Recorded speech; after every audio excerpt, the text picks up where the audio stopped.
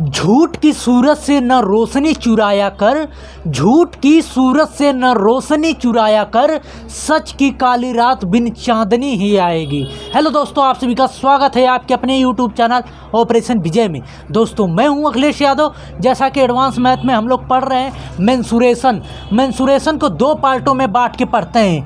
जैसे मेंसुरेशन को दो पार्टों में बांट के पढ़ते हैं। एक होता है दोस्तों 2D और दूसरा होता है 3D। ये दूसरा होता है क्या, 3D। अब जैसे 2D का मतलब 2 डायमेंशन, जिसमें आपको लंबाई चौड़ाई निकालना होता है और इसमें एरिया यानी क्षेत्रफल निकालना होता है। लेकिन 3D में लंबाई चौड़ाई और ऊंचाई भी निकालना होता है और इसके साथ साथ इस आपको आयतन भी दी हुई आकृति का निकालना होता है। देखिए इसके अंतर्गत त्रिभुज आता है, फिर जो है वर्ग आता है, आयत आता है, फिर उसके बाद जो है चतुर्भुज आता है, वृत्त आता है, अर्धवृत्त आते हैं। ये सब टॉपिक जो है 2D के अंतर्गत आते हैं। 3D के अंतर्गत दोस्तों घनाभ आता है, घन आता है, बेलन आता है, शंकु आता है, गोला आता है। ये सब टॉपिक जो है, खोखला गोला आता है, अर्धगोला आता है। ये सब जो है ये किसके अंतर्गत आते हैं दोस्तों, 3D के अंतर्गत आते हैं। तो 2D और 3D में अंतर समझ गए। ये 3D जो है बहुत ही ज़बरदस्त टॉपिक हमने बहुत ही अच्छे से, बहुत ही शानदार एकदम बेसिक से स्टार्ट करके समाप्त कर दिए हैं। नहीं देखे हैं तो प्लेलिस्ट में एडवांस मैथ के नाम से प्लेलिस्ट है, वहाँ से आप जाके देख सकते हैं।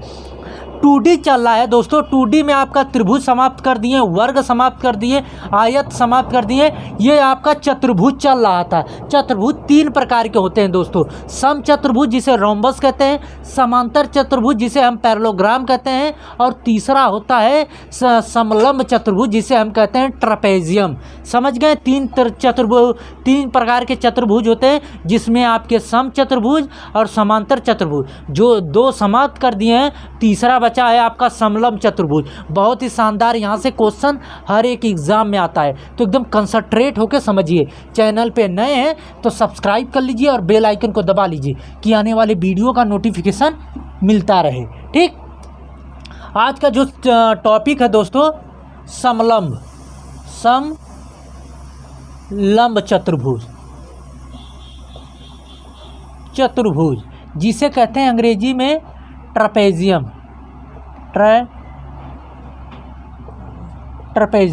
ठीक, ये होता है समलंब चतुर्भुज। ये होता क्या है, इसकी 2 भुजाएं समांतर तथा 2 भुजाएं असमांतर होती हैं। चतुर्भुज मतलब जिसके 4 भुजाएं हों, और समलंब मतलब कि 2 भुजाएं समांतर हों और 2 भुजाएं असमांतर हों। देखिए कैसे, ये देखिए ये दोनों समांतर हैं कि नहीं। समांतर मतलब कि इनके बीच का जो गैप है अनंत तक जो है समान रहे। जैसे इनके बीच का गैप 5 सेंटीमीटर है तो अनंत तक चले जाइएगा, चाहे जितनी दूरी वो, तब भी जो है इनके बीच की दूरी जो है 5 ही सेंटीमीटर होगी। तो ये दोनों जो है समांतर होते हैं और 2 असमांतर होती हैं। ये देखिए असमांतर है, मतलब एक भुजा जो है आपकी इधर जा रही है और ये भुजा जो है आपकी इधर जा रही है। कोई इनके बीच के समांतर नहीं दिख रहा है। अब ये देखिए, मान लीजिए ये L1 है, ये भुजा L1 है, तो ये भुजा जो है L2 होगी। क्यों? क्योंकि ये लंबाई 1 है तो ये लंबाई 2, अलग अलग लंबाई होगी ना। अब देखिए, अब आपको यहाँ पे निकालना क्या होता है दोस्तों, कि इसका क्षेत्रफल बताइए। अब परिमाप का अर्थ ही होता है कि जो है चारों भुजाओं का योग कर लीजिए, मतलब इन दोनों भुजाओं को जोड़ लीजिए, इन दोनों भुजाओं को जोड़ लीजिए, तो जो आएगा टोटल वही परिमाप हो जाएगा। चाहे जैसी आकृति हो, परिमाप बराबर एक ही सूत्र याद करिए कि चाहे जैसे 3 भुजा की हो, 4 भुजा की हो, 5 भुजा की हो, चाहे जितनी बड़ी आकृति हो, अगर उसका परिमाप निकालना हो, पेरीमीटर निकालना हो, तो सभी भुजाओं का योग कर लेते हैं। क्लियर बात।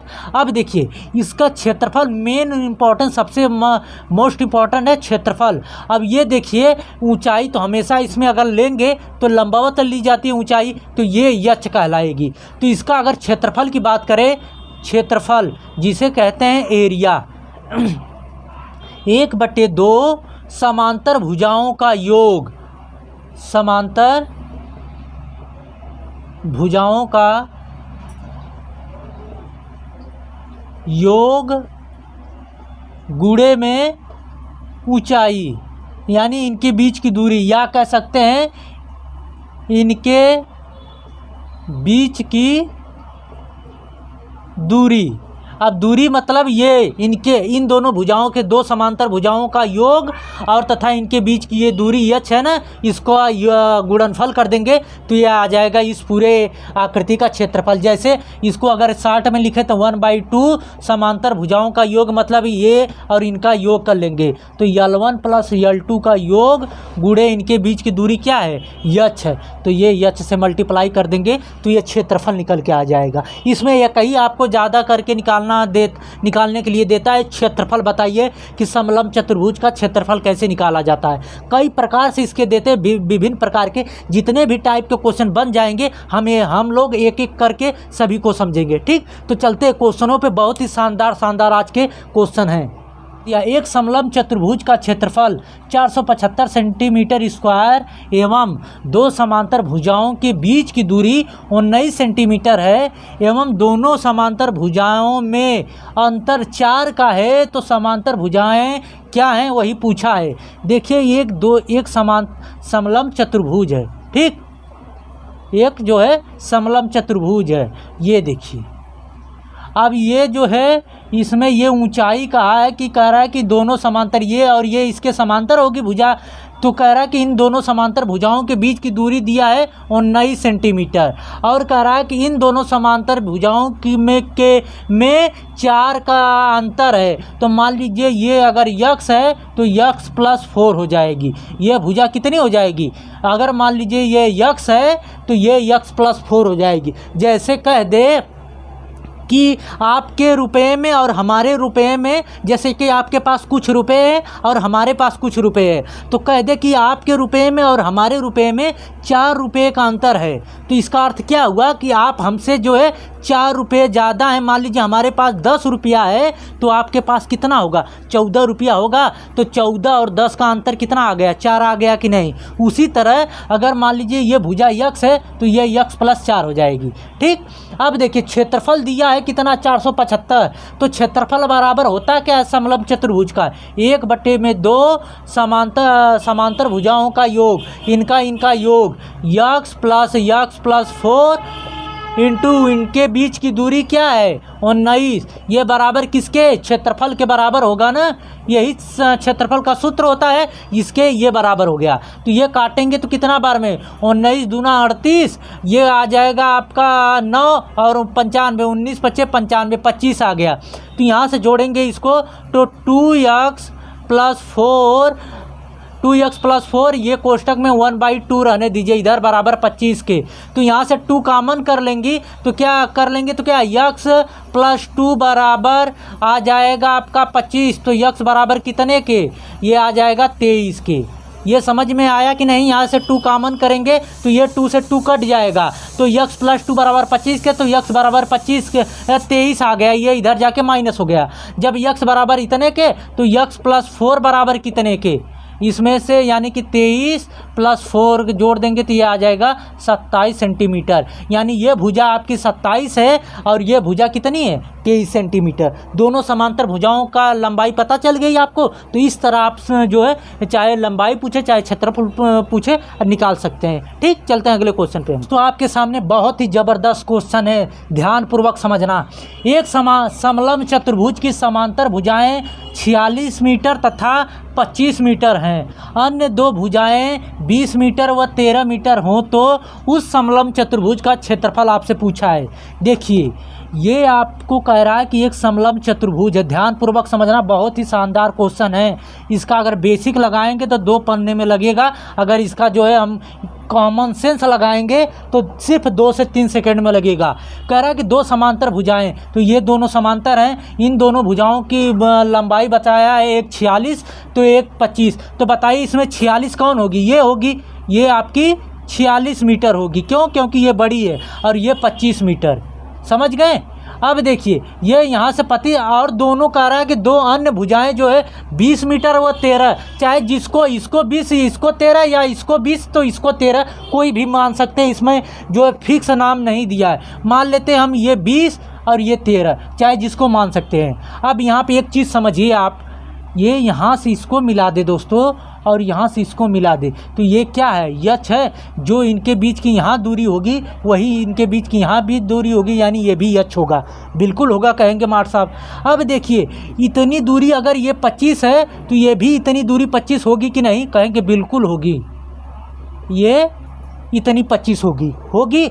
अब देखिए अब जब इतनी 25 है तो ये टोटल 46 था, तो अभी जो है बची कितनी है भुजाएं, कहेंगे कि 46 में से 25 घटा देंगे तो 1 और ये 2, यानी 21 बची हैं। कितनी बची हैं? 21 बची हैं। अब देखिए ये 21 भुजा बची है, तो यहीं पे आपको लगाना है यूजिंग कॉमन सेंस। हम आपको 2D जब से पढ़ा रहे हैं, आपको कई क्वेश्चन ऐसे बताए हैं कि जो यूजिंग कॉमन सेंस पे, क्योंकि उसका विस्तार लगाएंगे, उसका बेसिक लगाएंगे तो बहुत लंबा पड़ जा रहा है। तो देखिए अब आपको ये दिख रहा है दोस्तों, ये जो लंब गिरी है यहाँ पे ये 90 डिग्री है, यहाँ पर भी ये 90 डिग्री है, तो ये लंब हो गया, ये इतना आधार हो गया, ये इतना कर्ण हो गया कि नहीं, ये चीज़ समझ रहे हैं। उसी तरह ये आधार हो गया इतना, ये लंब हो गया, ये कर्ण हो गया। तो आपको एक चीज़ बताना है कि 21 में ऐसे बांटें कि ऊंचाई जो है बराबर निकले और इन दोनों भुजाओं को बांट दें। कहेंगे ये कैसे होगा मास्टर? तो ऐसे होगा दोस्तों कि 21 है, हमको समझना है ये 20, ठीक, और ये 13। अब आपको एक ध्यान रखना है कि ये दोनों ऊंचाई जो है बराबर होनी चाहिए। तो 21 को ऐसा कर देते हैं, इसको 16 मान लेते हैं, इसको 5 मान सकते हैं, चाहे इसको आप 16 मान लीजिए, इसको 5 मान लीजिए। आप कहेंगे मास्टर ये होगा कैसे? ये होगा ऐसे दोस्तों कि अगर आपको वर्ग पता रहे तो बहुत जानदार ये क्वेश्चन आप लगाएंगे। कहेंगे कैसे? कहेंगे देखिए ये दो, इसका अगर ये ऊंचाई निकालना हो तो क्या करेंगे, कर्ण का स्क्वायर माइनस लंब अरे आधार का स्क्वायर, अंडर रूट कर्ण का स्क्वायर होगा 400 माइनस आधार का होगा 256, तो इसमें से घटाएंगे तो ये आ जाएगा 144, अंडर रूट 144। अंडर रूट 144 किसका होता है? 12 का होता है। तो ये भुजा यहाँ से 12 निकल के आई, तो क्या देखें ये भी ऊंचाई 12 आ रही है। देखिए ये कर्ण है, ये आधार है, ये लंब है, तो क्या होता है इसका स्क्वायर करेंगे 13 का तो 169 आएगा, और माइनस कर्ण में से आधार घटाएंगे ना इसका स्क्वायर करके तो 5 का स्क्वायर करेंगे तो 25 आएगा। अब 169 में से मास्टर निकालेंगे 25 तो आएगा 144 गुरुजी। जब यहाँ से 144 आया तो ये किसका है? ये भी आपका 12 है, यानी यहाँ से भी ऊंचाई आपकी 12 आ गई और यहाँ से भी ऊंचाई आपकी 12 आ गई। चाहे इसको आप 5 मानते तब भी 12 आता है, इसको आप 16 मानते तब भी 12 आता है। तो यूजिंग कॉमन सेंस से आप निकाल लिए यहाँ पे कि आपकी ऊंचाई 12 पता चल गई। ऐसा ऊंचाई क्यों निकालें? क्योंकि क्षेत्रफल निकालने के लिए आपको ऊंचाई की आवश्यकता पड़ेगी, तो इसीलिए ऊंचाई यहाँ पे आप निकाले हैं। तो यहाँ पे ऊंचाई आपकी आ गई h बराबर 12 सेंटीमीटर, और ये भुजा पता चल गई इतना है। क्लियर हुआ ये जो हमने यूजिंग कॉमन सेंस बताया था। तो यहाँ से देखिए अब ऊंचाई एरिया बराबर क्या होता है? ये एरिया बराबर 1/2 समांतर भुजाओं का योग, तो 25 + 46 समांतर भुजा यही है ना, और इनके बीच की दूरी क्या है? 12। तो ये काटेंगे 6 बार में, तो ये जोड़ देंगे 6 × 5 = 11, और ये कट जाएगा, अरे 4 × 2 = 6, 1 7 आ जाएगा, गुणे 6, तो ये 6 × 6 = 6 × 7 = 42 सेंटीमीटर स्क्वायर, यानी 426 मीटर स्क्वायर आ गया इसका क्षेत्रफल। अगर आपको बेसिक लगाना हो, इसको वीडियो रोक के लिख लीजिएगा, अगर आपको बेसिक लगाना हो दोस्तों तो क्या करेंगे? देखिए क्या करेंगे, इसको हम मिटा दें 16 को और इसको भी मिटा दें। अब देखिए हमने कहा था ये जो है आप 25 लिए थे, अगर यही भुजा आपकी टोटल बची थी इतनी, इन दोनों का योग बचा था 21, तो अगर हम आपको इतना यक्स मान लें तो यहाँ 21 माइनस यक्स इतना हो जाएगी भुजा। ये क्लियर हुआ। इतना 25 था तो इतना भी 25, जब इतना 25 था और बाकी संख्या बची कितनी है, ये अगर ये इतना 46 था तो 21 बचा था, तो इन्हीं दोनों में बांटना था। तो ये मान लीजिए हमने माना यक्स, तो ये यक्स अरे 21 माइनस यक्स हो जाएगा। क्लियर। अब आपको यहाँ से आपको यच यहाँ पे था, यच यहाँ पे, तो यच स्क्वायर मतलब कि लंब का स्क्वायर बराबर आधार का स्क्वायर, कर्ण का स्क्वायर माइनस आधार का स्क्वायर। अब ये तो पहला समीकरण हो गया। अब इसमें यच स्क्वायर बराबर हो जाएगा, ये लंब आधार कर्ण, इसमें यच स्क्वायर बराबर हो जाएगा इसका स्क्वायर, कर्ण का स्क्वायर माइनस आधार का स्क्वायर, मतलब कि 21 माइनस यक्स का होल स्क्वायर। ये समीकरण दूसरा। जब ये यच स्क्वायर दोनों बराबर हैं तो ये भी समीकरण पहला और दूसरा आपस में बराबर होंगे। तब यहाँ से आपको समीकरण बनाना होगा, तब यक्स बराबर निकालेंगे तो 16 आएगा, और जो है 21 में से 16 घटाएंगे तब आ जाएगा यहाँ से आपका 5। ठीक। लेकिन हमने जो यूजिन कॉमन सेंस बताया था, आप बहुत आसानी से कुछ सेकंडों में ये क्वेश्चन लगा लिए। मैंने आपको समझाया कि बेसिक भी आप इस तरह लगा सकते हैं, लेकिन आपको एग्जाम में बेसिक नहीं, आपको समय बचाना है तो यूजिंग कॉमन सेंस से इस तरह लगा सकते हैं। ठीक। तो आई होप कि ये वीडियो आप लोगों को अच्छी लगी होगी। दोस्तों, अभी तक चैनल को सब्सक्राइब नहीं किया, सब्सक्राइब कर लीजिए और बेल आइकन को दबा लीजिए कि आने वाले वीडियो का नोटिफिकेशन आपको मिलता रहे। कैसी लगी वीडियो कमेंट के माध्यम से ज़रूर बताइएगा। अगर अच्छी लगे तो दोस्तों के बीच में शेयर करिएगा और लाइक करिएगा। ठीक। मिलते हैं नेक्स्ट वीडियो में दोस्तों। जय हिंद।